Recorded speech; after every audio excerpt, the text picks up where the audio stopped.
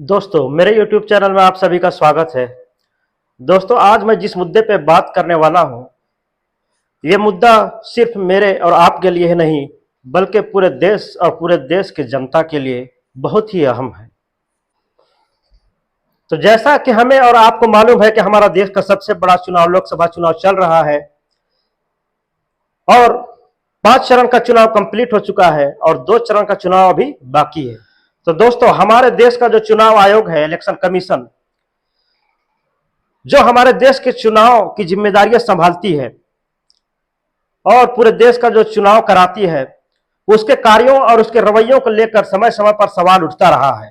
लेकिन 2024 का जो लोकसभा इलेक्शन है, इसमें इलेक्शन कमीशन की लापरवाही और इसके एक तरफा कार्रवाई को देखकर ऐसा लगता है जैसे इलेक्शन कमीशन देश और संविधान के लिए नहीं बल्कि इंडिविजुअली एक पार्टी के लिए कार्य कर रही है, जिसका काम लोकतांत्रिक तरीके से सभी पॉलिटिकल पार्टीज के लिए एक लेवल प्लेइंग फील्ड को तैयार करना है।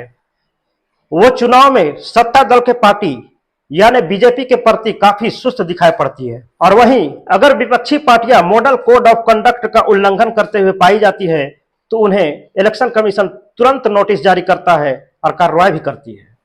तो दोस्तों सवाल यह है कि इलेक्शन कमीशन, जो कि देश की एक संवैधानिक संस्था है, वो ऐसा कर क्यों रही है।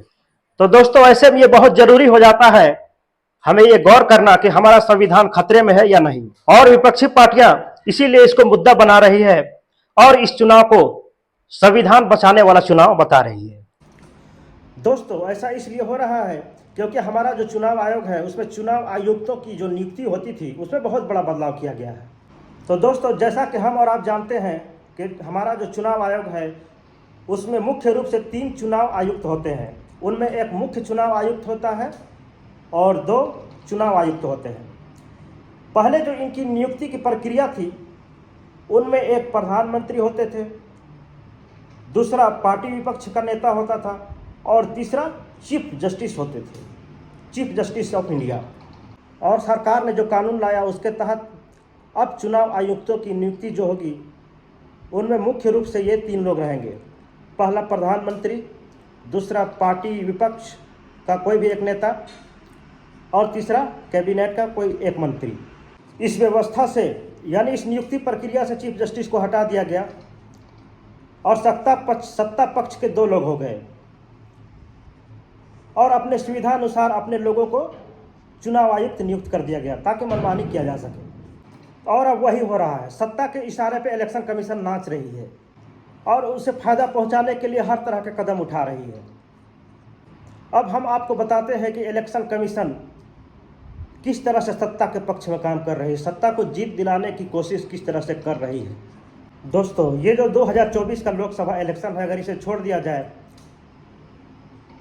और पीछे जितने भी चुनाव हुए हैं, लोकसभा या विधानसभा जितने भी चुनाव हुए हैं, अगर उनमें देखा जाए तो इससे पहले election commission real time data यानी चुनाव खत्म होते तक कितने वोट हुए हैं और कितने वोट नहीं हुए इसका डेटा दे देती थी और फाइनल डेटा 24 घंटे के अंदर दे देती थी, बाकायदा प्रेस कॉन्फ्रेंस भी करती थी।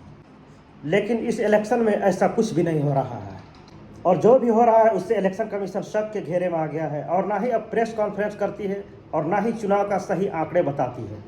इससे पहले जो 5 चरण का चुनाव हुआ उसका फाइनल डेटा देने में इलेक्शन कमीशन 11 दिन लगा दिए और उसमें भी 6 से 7% वोटिंग परसेंटेज बढ़ा के बता रही है। दोस्तों इलेक्शन कमीशन ऐसा इसलिए कर रही है ताकि इस चुनाव में बीजेपी के पक्ष में खेला किया जाए और बीजेपी को जिताया जाए।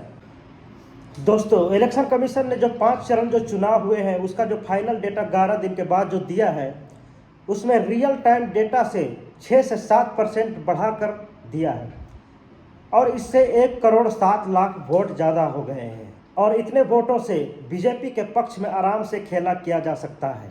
दोस्तों इलेक्शन कमीशन ने जो 5 चरण तक का जो आंकड़ा दिया है, जो फाइनल डेटा दिया है, उसमें जितना परसेंट दिया है उससे 1,07,00,000 जो वोट बढ़े हैं, अगर उसे डिवाइड किया जाए तो हर लोकसभा सीट पर 28-28 हज़ार वोट बढ़े हैं। ये संख्या छोटी नहीं है दोस्तों, इससे विपक्ष को आराम से हराया जा सकता है और अपने पक्ष में आराम से खेला किया जा सकता है।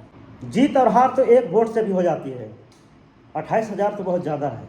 दोस्तों, इसे लेकर कांग्रेस के जो प्रवक्ता है पवन खेड़ा, उन्होंने बहुत बड़ा खुलासा किया है। आइए सुनते हैं उन्हें। 4 चरणों के चुनाव में जिस तरह से जो रियल टाइम डेटा आंकड़े आए हैं, वोटिंग कितनी हुई है उसके, और उसके बाद जो फाइनल फिगर आया है, दो उसमें सवाल उठते हैं। एक तो फाइनल फिगर लाते लाते चुनाव आयोग को 10 से 11 दिन क्यों लगे। दूसरा, फाइनल फिगर और रियल टाइम फिगर में 1,07,00,000 वोटों का अंतर 380 के लगभग सीटों पर कैसे आया। ये इतिहास में, चुनावों के इतिहास में कभी नहीं हुआ, पहली बार हुआ। इसलिए लोगों के मन में एक चिंता है, संशय है चुनाव की प्रक्रिया को लेकर, और इस संशय को, इस शक को दूर करने की जिम्मेदारी सबसे पहले चुनाव आयोग की है। हम बार बार ये सवाल उठा रहे हैं क्योंकि पूरे देश में हर वोटर को चिंता है कि ये हो क्या रहा है, क्या कोई धांधली हो रही है, क्या कोई गड़बड़ हो रही है, क्योंकि कई सवाल पहले भी अनुत्तरित रहे हैं। सबसे बड़ा सवाल था कि जो मिसिंग ईवीएम्स हैं और लाखों की संख्या में हैं, वो मिसिंग ईवीएम्स कहां हैं। ये चुनाव आयोग से हमने पूछा, बार बार पूछा, लेकिन कोई जवाब नहीं आया।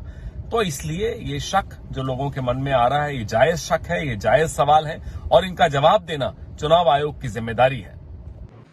दोस्तों, इसे लेकर पूरा विपक्ष इलेक्शन कमीशन पर हमलावर हो रहा है और इलेक्शन कमीशन से फॉर्म 17C, जिसमें कि चुनाव का डाटा, मतदान का डाटा रहता है, उसे अपने वेबसाइट में डालने की गुजारिश कर रही है।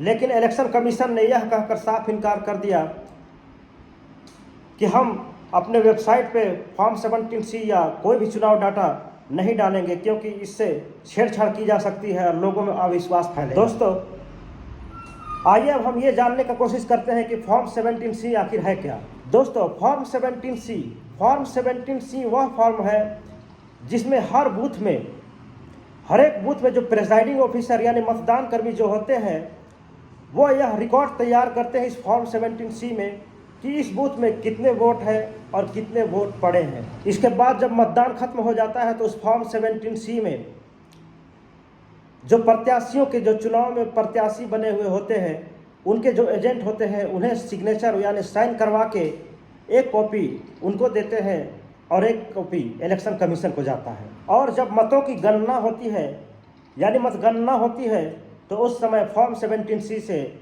जो ऑफिसर के पास, जो इलेक्शन कमीशन के पास जो फॉर्म 17A जो रहता है, उससे मिलान किया जाता है। अगर उस वक्त फॉर्म 17C से वोट अगर ज़्यादा बढ़ गया तो इसमें प्रत्याशी दावा ठोक सकता है और कंप्लेंट कर सकता है। तो दोस्तों, ये है चुनाव आयोग के कारनामे। मेरा यह वीडियो आपको कैसा लगा आप कमेंट में ज़रूर बताइएगा, और अगर मेरा वीडियो आपको अच्छा लगे तो सब्सक्राइब भी ज़रूर कीजिएगा। Thank you.